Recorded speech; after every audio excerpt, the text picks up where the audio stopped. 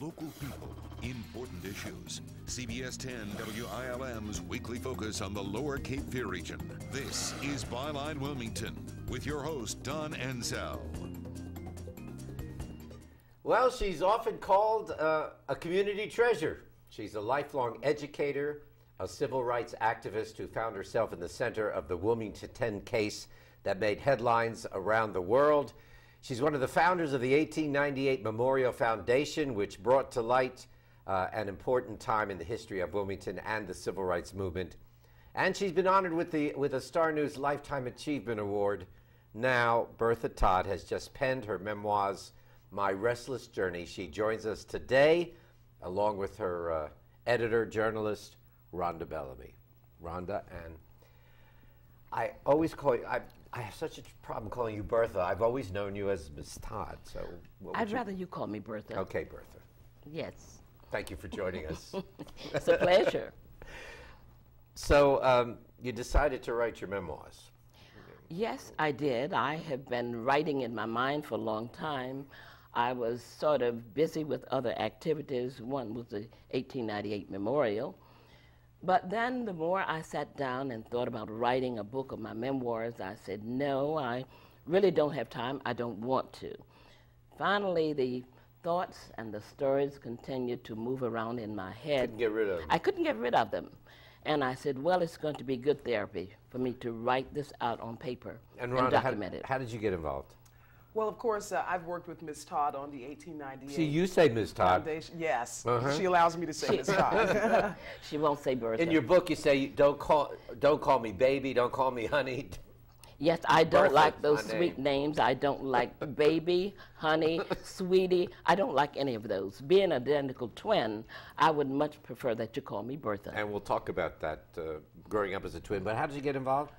Again, I was involved as the co-executive secretary of the 1898 Right. Centennial Foundation, and prior to that time, I think I first met her when we both served on the Charter Commission of the African American Heritage Commission for the City of Wilmington. That's right, yes. And so I got roped into the 1898 effort. And co-wrote a book with Cy Cantwell exactly, on that process. And after that, Ms. Todd asked me to help her with her book. How'd you feel about it? About her book? About doing it? Being asked? I was honored. Yeah. I was honored. Yeah, yeah. So I'm always curious about collaboration and what the process is like. So what was it like for the two of you? I would say to that collaborate? sort of being an educator and an organizer, I found Rhonda to be the most creative person that I've really ever met. Actually, you say that in the book, too. Yes, and I really mean that. She has a way with words, and she does a beautiful job with that. But I mean, there's got to be some point where you say, you know, this really needs to be in the book, and you say, I don't want that part in the book. I mean, how do you navigate those waters? It was a little challenging at times, but I had to always remember that this was her story. And she has a very sharp mind, and one that is steadfast. When she determines that something is in or out, it's in or out. And so I just allowed her to tell her story the way she wanted it told. All right, and so, even though I know because I read the book, but tell us the title, My Restless Journey, where that came from. I continued to think about a title for this book in order to tell my story. And I guess I've been restless all my life. Even my identical twin calls me Restless. And when she calls me from Greensboro, she said, well, Bertha, I'd like to talk with you about so-and-so, but I won't take up too much of your time. I said, Myrtle, please stop saying that, because I am sort of restless, energetic. I don't know what it is.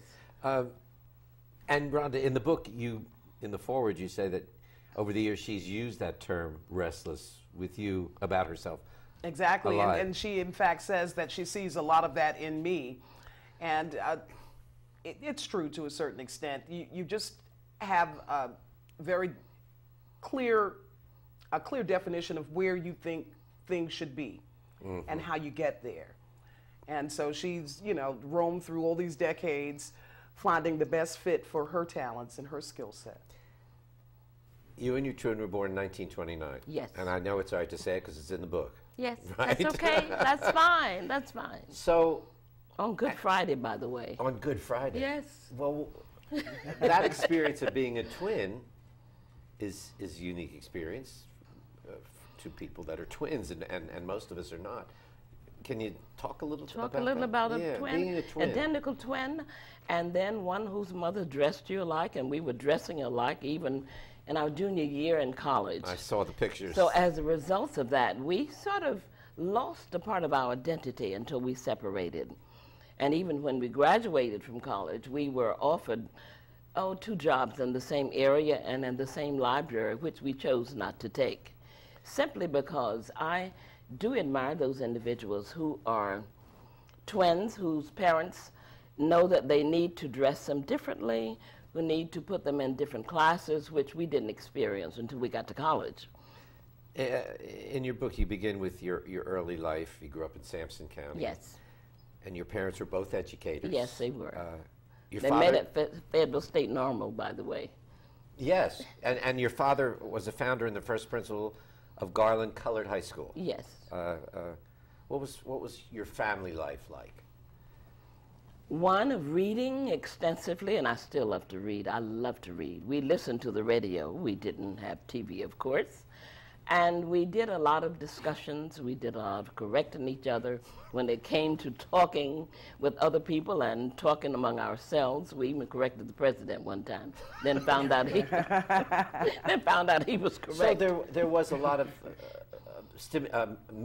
intellectual stimulation at home. Intellectual stimulation. We had quite a bit of it. Yes, we did a lot of piano playing. Especially on Sundays, we would eat in this big family farmhouse. And then we would debate the issues of the day.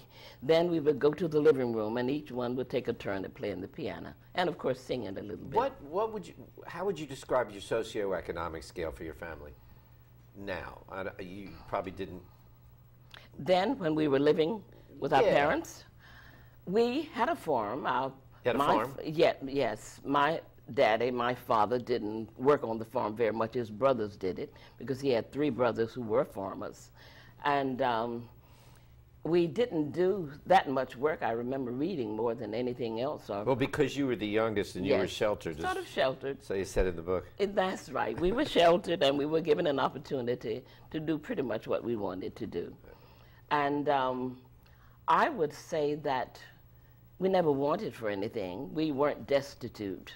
We didn't rent from others, and we pretty much made our foods that we had on the table from the garden, bought a few things, and everyone really had the work ethic and thought they were going to college at one time or another. We're going to talk about Bertha's memory of the social climate of the times when we come back. Stay with us.